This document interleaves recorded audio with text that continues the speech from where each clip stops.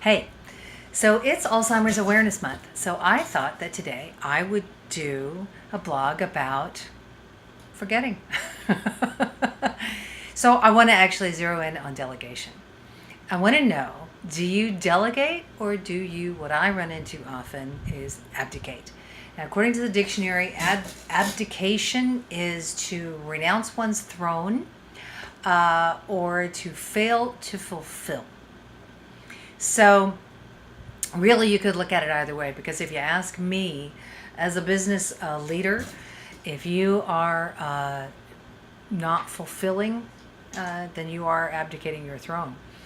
But who cares, right? Because you're the head honcho, and you have every right to demand that your underlings do what they're told to do. And who says that you have to follow up on it, right? They should, by golly, get their act together. And that's an attitude I see a lot. And I will tell you that it's not a solid attitude to go with. Because when you delegate a job and you don't follow through, you dump it on an employee without inquiry, they feel ignored, they feel unnoticed, they feel like you don't care. Ultimately, they feel unloved, and you might not think that's your job at work, but this is where they spend half of their day, and by golly, you better. And so that means they're not going to do a good job. They're not going to do a good job on it for other reasons as well. For instance, okay, so here's this. How many initiatives have you started or ideas have you tossed at an employee, and then like 2 or 3 or 6 months later gone, oh my God, where'd that thing go? What happened to it? Right? Because you abdicated. You didn't follow it through. And of course, once you realize you haven't heard back from them, you're like, and you want to get all huffy about it. But here's the deal. They're in their whirlwind too. They're stuck there just like you are. And they don't have your vision. Because if they had your vision, maybe they could figure out what the heck you were actually trying to accomplish. What they got was a handful of words. And then they never saw you again. So they don't see things like you do. And without your guidance, without your support, without your feedback and supervision, just somebody to bounce the things off of as they move through whatever this thing is that you have asked them to explore, they're just not going to get things off the ground, which means they will usually just kind of purposely forget to mention it, and then it gets off their radar as well. And then we all just move on business as usual, right? Because when you hold back your inquiry, you're holding back your care. I really, really want to stress that. And you can say you don't care about your people, and that's your right. But if you don't at least act like you care, they're off your boat. They're off your boat, but they're still working, right? So you're still paying them, but they're just kind of mowing. So, all right, I'm going to have to cheat on this. I've got some notes here. 2014, a Gallup studied entrepreneurial talent profiles of 143 CEOs exclusive to the Inc. 500 list, which I'm sure you've heard of, and if not, go look it up. So of those, the ones with a high delegator talent posted an average 3-year growth rate of 1,751%. Now that was 112% points greater than those CEOs with a limited or low delegator talent. And the CEOs with a higher delegator talent also generated 33% greater revenues. 33% greater revenues. That would be like 8 million instead of 6 million, or 1 million if you're really small so far, as opposed to 700,000, right? And change. 666, blah, blah, blah. So this is a big difference. What else? They greater growth, higher revenues, and it also enabled them to create, of course, more jobs at a faster rate. Companies led by those with high delegator talent, on average, created 21 more jobs in a 3-year period compared with 17 new jobs for those with a low delegator talent. So what is the list of delegator talents, you ask, right? That would be a pretty natural progression. It's interesting that Gallup's list of delegator talents are almost exactly my delegator skill list. So that's pretty cool. So the first thing they suggest is that a delegator know what they can and can't accomplish themselves, right? So they're not busy constantly being in the work of their business. They're in a place where they've learned to position themselves as working on the business an equal amount, if not more than 50% of their job.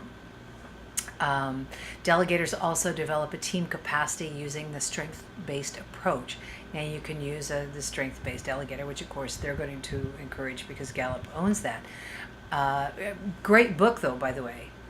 But the point is, lean into people's strengths. Don't lean into their weaknesses. Don't take somebody, the quintessential corporate model has always been take somebody who's good in sales and promote them to manage other salespeople. No, don't do this, right? You take somebody who's good at managing and you promote them into managing more or managing more strategically. Good salespeople leave out in the field doing good sales and just give them more money for it. Delegators ensure that employees have everything they need to do their jobs. Now, this one is really huge because my experience is a lot of times when you get a little bit above the trenches in your company, you will forget that at different tiers under you, people don't know if they have a budget, and if so, what it is, if they have access to humans, and if so, what that is, if they're allowed to do this during their regular work hours, or if they need to do it after hours. If they're doing it after hours, are they going to get paid more for it, right? All these questions, those are all of their resources.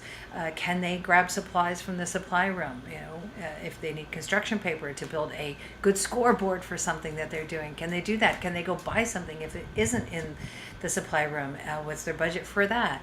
So really defining for them, helping them know as much up front as possible so they aren't coming to bug you all the time about just trying to get the darn thing off of the very baby steps of the ground floor.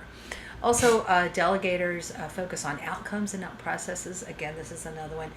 If you've hired people that you even remotely sort of trust, get out of their freaking way and let them do things the way they do them. As long as the outcomes are good, why the heck should you care? Quit micromanaging. Get back to your job. Your job is on that job stuff. It's the thinking stuff, and it's not determining how somebody else is going about success or failure at their job. You will see their outcomes soon enough if you're delegating properly, which means paying attention, and then you can get to that subject then.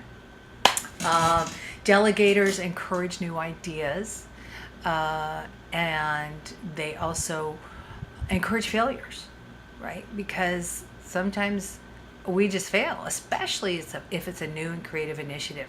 And your people have to know that it's okay to fall short or to completely fall on their faces. Otherwise, they are not going to try these initiatives really, really, really hard and aggressively for you because, they don't want to get in trouble, right? And lastly, and it's really not like it's least, but delegators communicate, and this is the ongoing, the constant that needs to be happening at all times. It helps reinforce all of the other elements of a good delegator because it helps the receivers of this conversation know what the ground rules are, know how they're doing, know how you feel about it, know how the rest of the team is doing on it, blah, blah, blah, blah, blah. Okay, so I won't, this is kind of long, and I know I always like to keep them short, so I started to go off on this whole new initiatives thing in my brain. I won't do that. But the point is, don't forget when you delegate, do not abdicate, don't wander off and make your people try and guess what's in your head, what you're trying to accomplish, or how they're doing in response to your request. Participate, communicate, help them out. These lists, this little list is going to be down below. Also, I'll have a downloadable delegation form to help you kind of check the boxes when you start to delegate. First thing you do is put in your calendar what it's going to look like to follow up for them. But that's in there too. In celebration of Alzheimer's Awareness Month, it is also Bladder Health Month. So look forward to my next blog being in reference to Bladder Health Month. Okay, hope you're having a great day, week, month, and I'll talk to you soon. Bye-bye.